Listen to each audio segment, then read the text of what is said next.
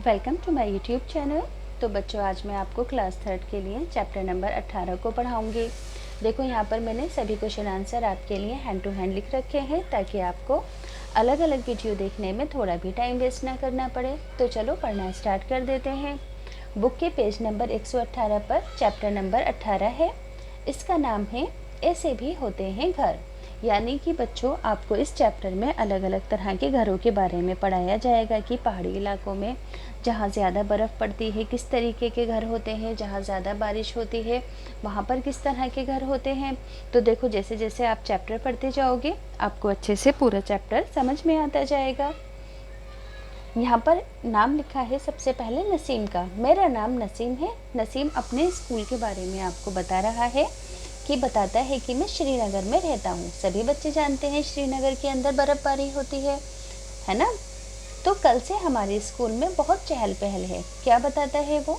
कि कल से हमारे स्कूल में बहुत चहल पहल है और ये पूरे 7 दिनों तक रहेगी।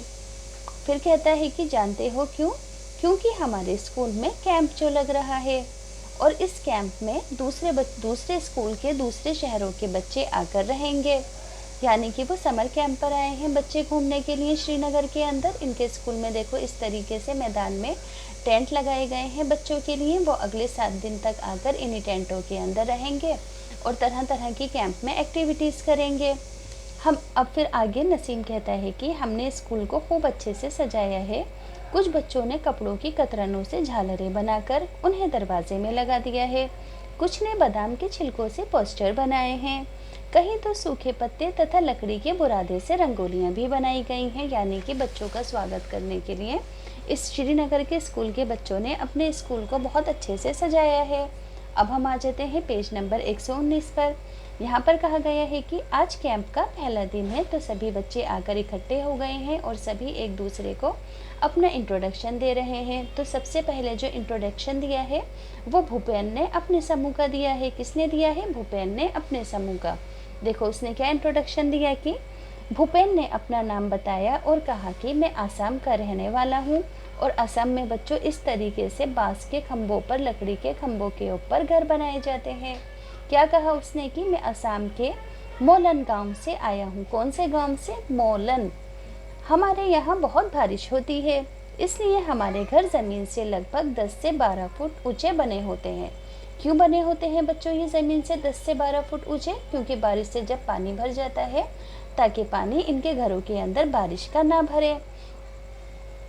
इन्हें मजबूत बांस के खंभों पर बनाते हैं और ये घर अंदर से भी लकड़ी के बने होते हैं। देखो, बाहर से भी लकड़ी के हैं और अंदर से भी लकड़ी के बने हैं। तो यहाँ पर पहला क्वेश्चन है कि भूपेन के यहाँ घर बांस के खंभों पर क्यों बनाए जाते हैं। तो आप आंसर लिखोगे कि भूपेन आसाम में रहता है और यहाँ बहुत अधिक बारिश होती है इसलिए घरों को बांस के खंभों पर बनाया जाता है ताकि वे ज़मीन से ऊंची रहें और घर में पानी ना भरे। अब बच्चों आगे अगला क्वेश्चन है कि इन मकानों की जो छतें हैं कैसी हैं और इन्हें ऐसा क्यों बनाया जाता है।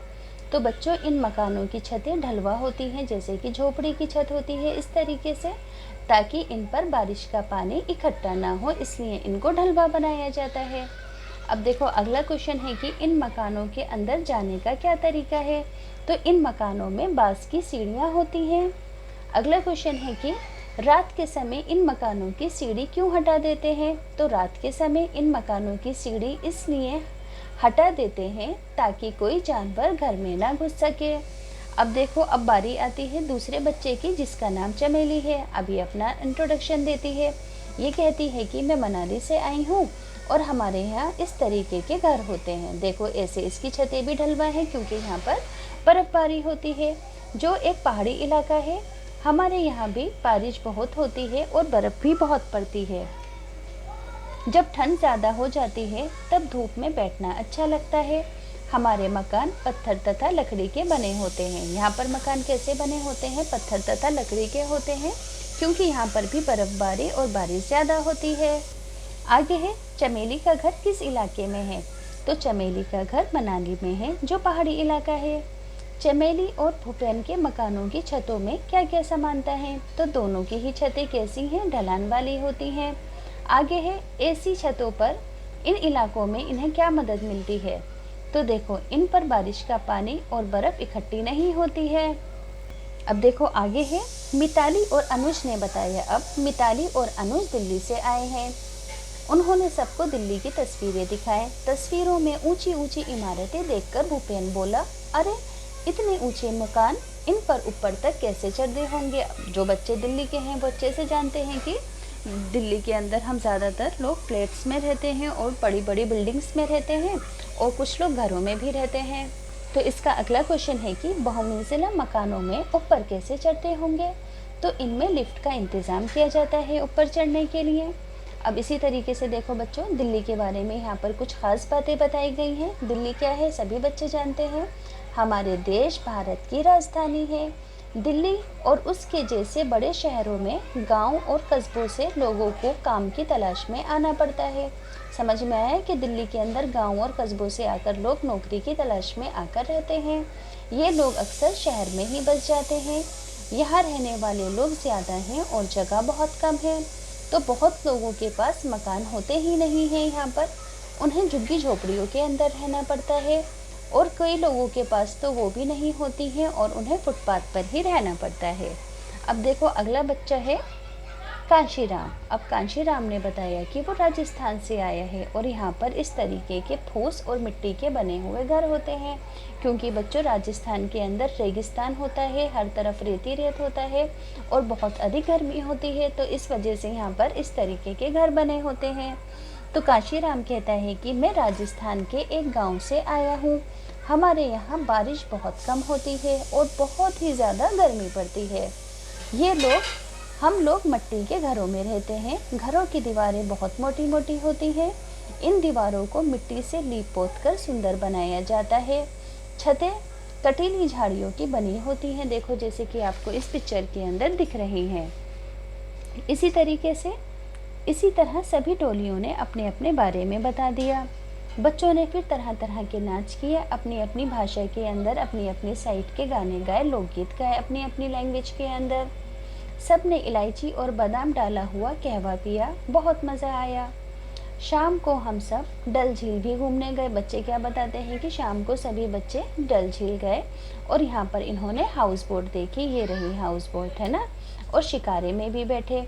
कुछ बच्चों ने चप्पू भी चलाया। चारों तरफ नीले नीले पहाड़ और बीच में चार चिनारी भी थी। देखो यहाँ पर ये रहा शिकारा और ये रही हाउस बोट।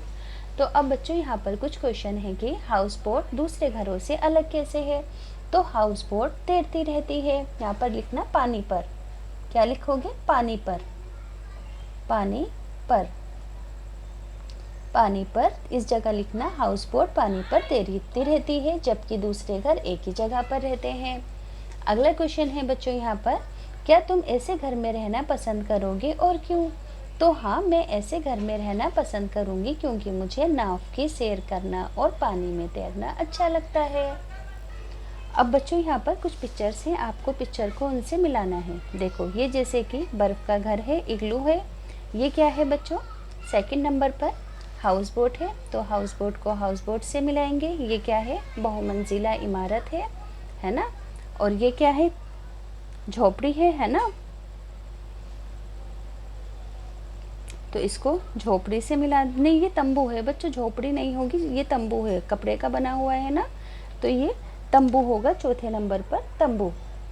अब पाँचवें नंबर पर क्या है, हमारी झोपड़ी है ना। पाँचवें नंबर पर ये है पहले नंबर पर हाउस बोट है, दूसरे नंबर पर, तीसरे नंबर पर है बहुमंजिला मकान।